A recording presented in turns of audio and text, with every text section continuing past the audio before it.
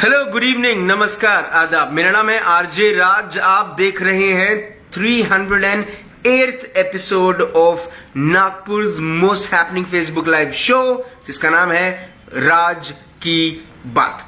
Chhatarpur farms presents राज की बात in association with Kamath and Durukkar Wealth Managers. Rosetta Elite Club is my club partner. Education partner is Globus ITI Comty. Cake partner is Freshly Baked and chocolate partner is Tricos. Well, my Atmanirbhar Bharat partner is Servicing Wala and Joshi Security Systems is my security partner. बहरहाल Tirupati urban cooperative bank is my banking partner. विश्वास होता है जब मैं ये बात कहता हूं कि ये सब मेरे स्पॉन्सर्स हैं, ये मेरे पार्टनर्स हैं, तो एक विश्वास होता है। लेकिन एक विश्वास विदर्भ वासियों के लिए हमेशा खंडित हुआ है, और वो है विदर्भ के अलग स्टेट होने का। हुआ हमेशा ये है कि विदर्भ की जब भी मांग हुई है, पॉलिटिकल पार्टीज ने ये कहा कि अगले इलेक्शन के बाद हम सेपरेट विदर्भ करेंगे, लेकिन विदर्भ को आज तक न्याय नहीं मिला। इलेक्शन के बाद पार्टीज बदली, इलेक्शन के बाद स्टेटमेंट बदले और जुमलों में साबित हो गए।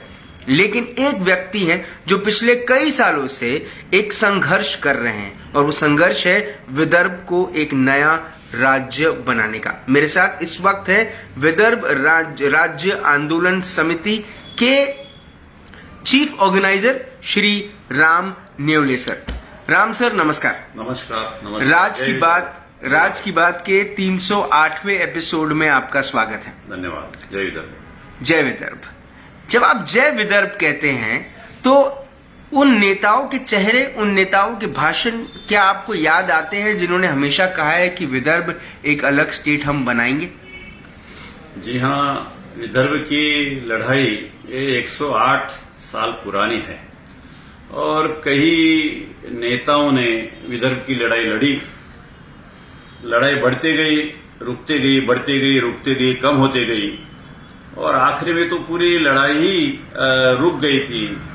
कई कांग्रेसी नेता जो 15-20 साल से कुछ उजागर हुए थे विदर्भ की बात को लेकर, लेकिन उन्होंने भी, हमने देखा क्या सत्ता मिली तो विदर्भ की बात बंद हो गई, और जब सत्ता नहीं थी तब लेकिन विदर्भ की बात करते थे। सत्ता मिलाने के लिए ही विदर्भ की बात बोली जाती थी, ऐसा भी हमारे समझ में आया है, लोगों के समझ में आया। इसलिए वो विदर्भ के आंदोलन का ऊपर का विश्वास उड़ते गया, और फिर बड़ा मुश्किल हो गया था। लेकिन फिर हमने 31 दिसंबर 1912 को विदर्भ राज्य आंदोलन समिति की नींव रखी, स्थापना किया। 10 लोग हम बैठे, विदर्भ का आंदोलन खत्म हो चुका है, लेकिन हमें विदर्भ तो लेना है, हम लेके रहेंगे। इसलिए 10 लोगों की मीटिंग बुलाई और हमने विदर्भ राज्य आंदोलन समिति की स्थापना की, और तब से विदर्भ राज्य आंदोलन समिति का काम चालू हुआ। तो आज मुझे आपसे बात करते बहुत गर्व है कि विदर्भ की 120 तहसीलें जो है, उसमें से 105 तहसील में विदर्भ राज्य आंदोलन समिति का काम पृथक विदर्भ राज्य के लिए बड़ा जोर शोर से चालू है।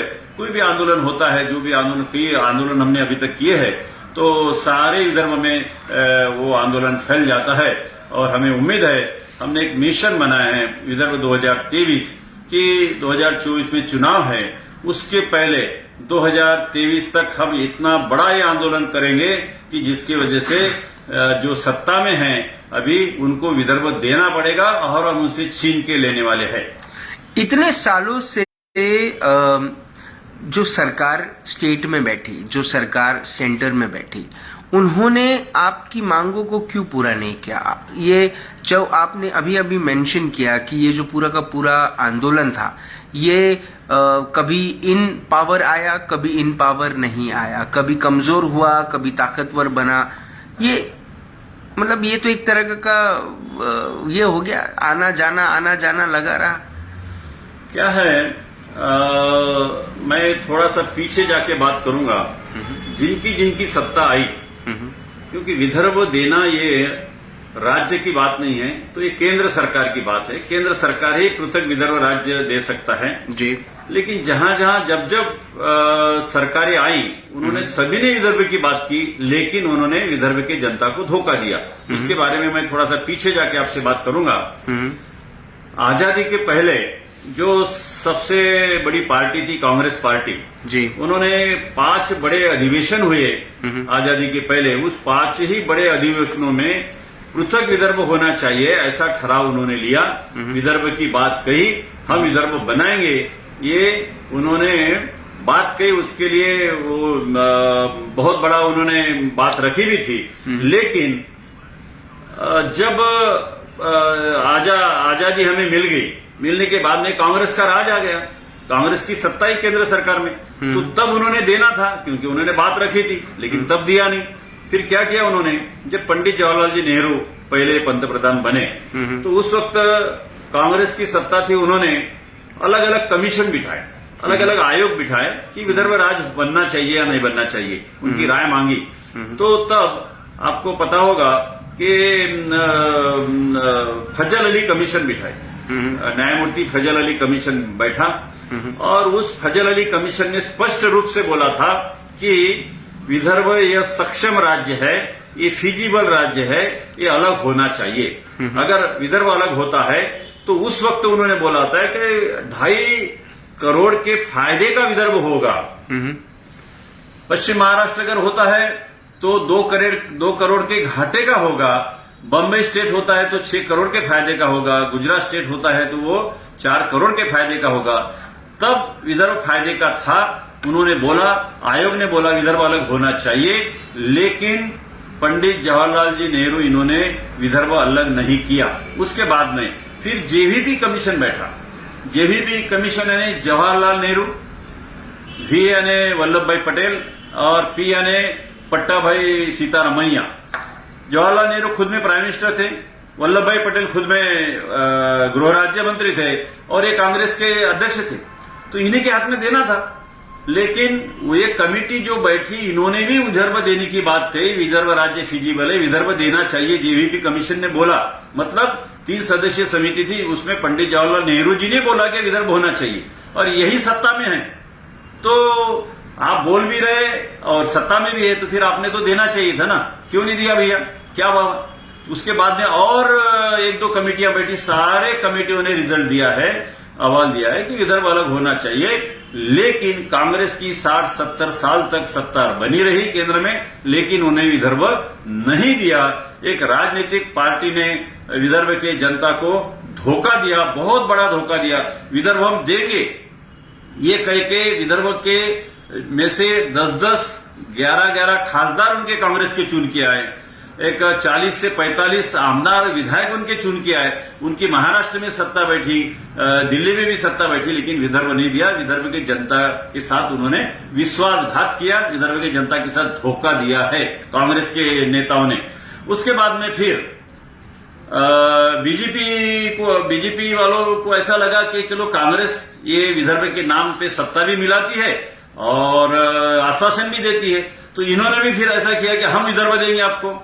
1997 में भुवनेश्वर में भाजपा के कार्यकारिणी ने ठहराव लिया कि पृथक विदर्भ राज होना चाहिए। उसके बाद में अटल बिहारी जी पंतप्रधान बने, तब उन्होंने झारखंड दिया, छत्तीसगढ़ दिया, उत्तरांचल दिया, 3 स्टेट दे दिए, लेकिन विदर्भ देना था, नहीं दिया। क्यों? तो उस वक्त शिवसेना उनके साथ में थी। शिवसेना ये विदर्भ की कट्टर दुश्मन है, विदर्भ होना नहीं चाहिए, वो शुरू से ही बात करती है, विरोध करती है। उन्होंने बोला अटल जी को, खबरदार अगर विदर्भ देंगे तो हम आपकी सरकार गिरा देंगे, क्योंकि वो 4-5 की बलबूते पे सरकार बनी थी। अटल जी को विदर्भ के जनता के अलावा खुर्ची का मोह ज्यादा था, मेरी सरकार गिर जाएगी, इसलिए उन्होंने विदर्भ नहीं दिया, अपनी खुर्ची पक्की करके रखी। उसके बाद में बीजेपी वालों ने फिर, आपको पता होगा 2014 में हमारे देवेंद्र जी फडणवीस, इन्होंने आमगांव से खामगांव एक रैली निकाली और विदर्भ की बात की। हमें सत्ता दो, हम आपको विदर्भ देंगे, महाराष्ट्र में सत्ता दो। तो इन्होंने विदर्भ की खुली बात की, आंदोलन तक की इन्होंने। नितिन जी गडकरी जो आज केंद्रीय मंत्री है, जो बहुत बड़े नेता है, उन्होंने तो हमें लिख के दिया है कि हमारी सरकार आने के बाद में हम आपको विदर्भ देंगे। सारे नेता बीजेपी के बोल रहे, उनका मैनिफेस्टो था, उनका ठहराव था, लेकिन विदर्भ के जनता ने उनके आश्वासन के ऊपर में उनके 44 विधायक चुन के दिए 2014 में, और महाराष्ट्र में उनकी सत्ता बैठी। लेकिन 5 साल हो गए उन्होंने विदर्भ की बात तक नहीं की। क्यों? क्योंकि सत्ता बैठी तो फिर किसके साथ में? उद्धव ठाकरे जी के साथ में, फिर शिवसेना के साथ में। उद्धव ठाकरे जी ने बोला खबरदार विदर्भ देंगे तो हम सत्ता से बाहर निकल जाएंगे। देवेंद्र फडणवीस जी को फिर से सत्ता प्यारी थी, उन्होंने विदर्भ नहीं दिया। 5 साल उनकी बात तक नहीं की। मैं आपको बताना चाहता हूं, देवेंद्र फडणवीस जी जब जवान थे तब उन्होंने ये बोला था कि विदर्भ नहीं मिलता तब तक मैं शादी भी नहीं करूंगा, विदर्भ मिलने के बाद ही शादी करूंगा। लेकिन विदर्भ मिला नहीं, उन्होंने शादी तक कर डाली। इतने बड़े बड़े आश्वासन क्या नहीं दिए थे उन्होंने, सब फेल हो चुके। मतलब कांग्रेस ने भी इधर के जनता को धोखा दिया, बीजेपी के नेताओं ने भी जनता को धोखा दिया। इसलिए 2019 में विदर्भ की जनता ने बीजेपी को लताड़ा और उनके 15 विधायक कम कर दिए, जिसकी वजह से उनकी महाराष्ट्र में सत्ता नहीं बैठी। और आज वो विरोधी पक्ष के बेंच पर बैठी हुए धोखा किया विदर्भ की जनता के साथ, इसलिए जनता ने भी उनको सबक सिखाया। आज वो सत्ता में नहीं है। लेकिन आपको नहीं लगता, देखिए मैं किसी राजनीतिज्ञ पार्टी का प्रवक्ता नहीं हूं, लेकिन मेरा काम है आपसे सवाल पूछना। शायद जनता के मन में ये भी एक बात है कि क्योंकि नागपुर का कोई व्यक्ति इस किस्म की ताकतवर पोजीशन पे नहीं बैठा है जो ये डिसीजन ले सके कि विदर्भ को अलग करना चाहिए, शायद ये भी एक कारण है कि अब तक विदर्भ अलग नहीं हुआ। जी, ये तो कोई कारण नहीं हो सकता। क्यों? कि बीजेपी की केंद्र में सरकार है, उनका मैनिफेस्टो है, उनका ठहराव है, उन्होंने आंदोलन किया था, उन्होंने वादा किया था। और अगर आज भी बीजेपी चाहती है, मोदी जी चाहते हैं, तो आज मंत्रिमंडल का ठहराव लेना है, लोकसभा में उनका ठहराव पास करना है और राष्ट्रपति जी की साइन होके भेजना है। कुछ भी नहीं लगता है। नागपुर में सारा तैयार है। यहाँ पे तो कुछ तेलंगाना जैसा, अमरावती कुछ हैदराबाद राजधानी है तो तेलंगाना की तो हैदराबाद अलग करना है, या अमरावती उन्होंने 40,000 करोड़ रुपए देना, ऐसा कुछ भी नहीं है। नागपुर में राजधानी है, मंत्रालय है, आमदार निवास है, सब सारा कुछ यहाँ पे। आज बोलो तो 5 मिनट में विदर्भ बन सकता है अगर इनकी इच्छा शक्ति है तो। लेकिन अभी तक सभी ने धोखा ही दिया। जब आपको बताना चाहता हूं, जब महाराष्ट्र अलग हुआ, महाराष्ट्र बना, विदर्भ अलग प्रांत था, अलग राज्य था। रामायण महाभारत में भी विदर्भ राज्य का उल्लेख है कि विदर्भ राज्य अलग था और तब से विदर्भ बनते आए, चलते आए। एक नागपुर करार किया, पश्चिम महाराष्ट्र की 8-10 लोग और विदर्भ के 8-10 नेता, इन्होंने करार किया और विदर्भ को जबरदस्ती से 28 सितंबर 1953 को महाराष्ट्र में शामिल कर दिया गया और तभी से विदर्भ के ऊपर अन्याय हुआ। वो करार क्या था, मैं वो भी आपको बताना चाहता हूं। उन्होंने वादा किया था कि विदर्भ हमारे साथ में महाराष्ट्र में शामिल होने के बाद हम आपको ये देंगे। क्या देंगे? महाराष्ट्र राज्य में जितनी नौकरियां निकलेंगी उसमें से 23% विदर्भ की जनसंख्या है, तो 23% नौकरियां हम विदर्भ के युवाओं को देंगे। जो उच्च पदों की नौकरियां हैं उसमें भी 23% देंगे, लेकिन दी कितनी? सिर्फ 7%। 4,000 नौकरियां युवाओं की विदर्भ के लेके भाग गए पश्चिम महाराष्ट्र वाले। बड़े बड़े जो नौकरियां रहती उसमें सिर्फ 2% दी गई, वो भी लेके भाग गए। महाराष्ट्र के खजाने में जो 23% वादा किया था कि विदर्भ के विकास के लिए 23% खर्चा करेंगे, वो भी वादा भूल गए और उस 50,000 करोड़ रुपए इरिगेशन के लेके भाग गए जो हमारे विदर्भ के हक के थे, जिसकी वजह से हमारे कई डैम इरिगेशन के पूरे नहीं हुए। 131 डैम और एक गोसी खुर्द जैसा सबसे बड़ा डैम पूरा नहीं हुआ। 30 साल से काम चल रहा है और पानी नहीं है। उसकी वजह से हमारे 40,000 किसानों ने विदर्भ में सुसाइड्स की, आत्महत्याएं की है। हमारे 50,000 करोड़ रुपए रास्ते के लेके भाग गए। सारे ऑफिसेज नागपुर में लाने का वादा किया था, सारे हेड ऑफिसेज, एक भी ऑफिस नहीं आए। इस तरह से हमको नागपुर करार तो किया, विदर्भ को डाल दिया महाराष्ट्र में, लेकिन एक भी वादा पूरा नहीं किया। इसलिए जब देना था तब हमें दिया नहीं गया और आज तो महाराष्ट्र की हालत इतनी गंभीर है। मैं आपको बताना चाहता हूं कि महाराष्ट्र के ऊपर 7,67,000 करोड़ का कर्जा है।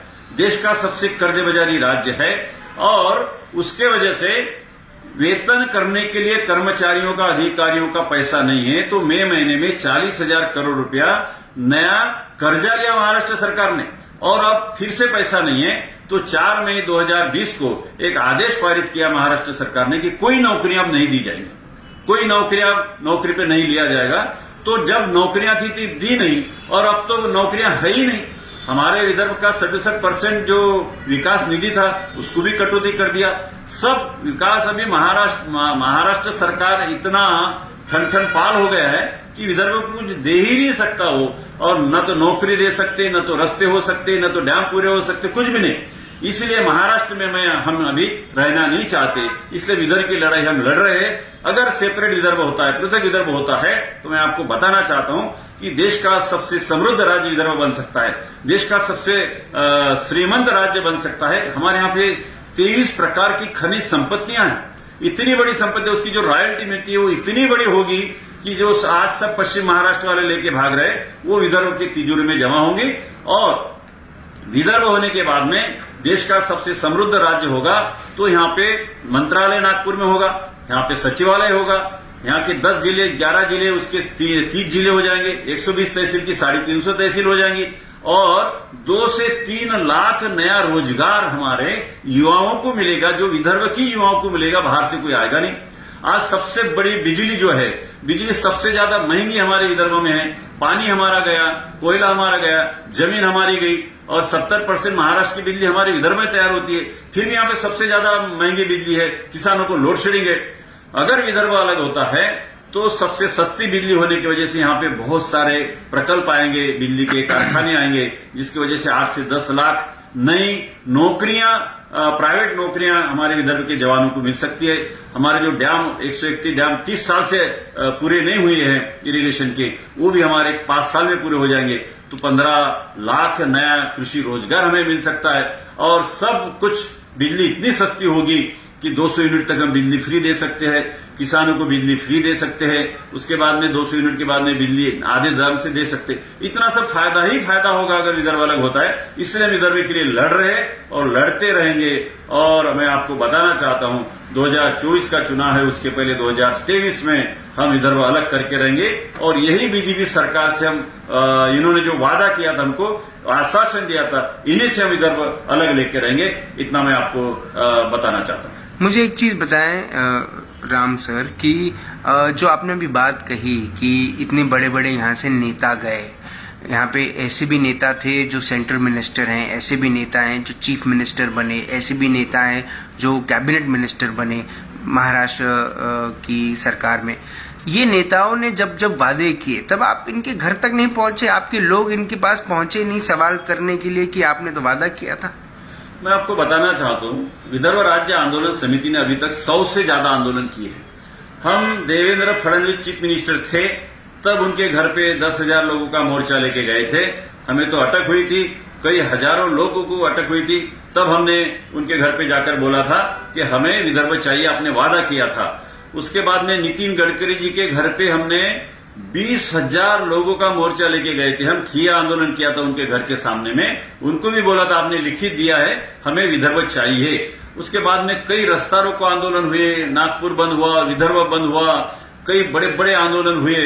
लेकिन ये जो नेता है भाजपा के, इन्होंने कुछ अभी तक किया नहीं है।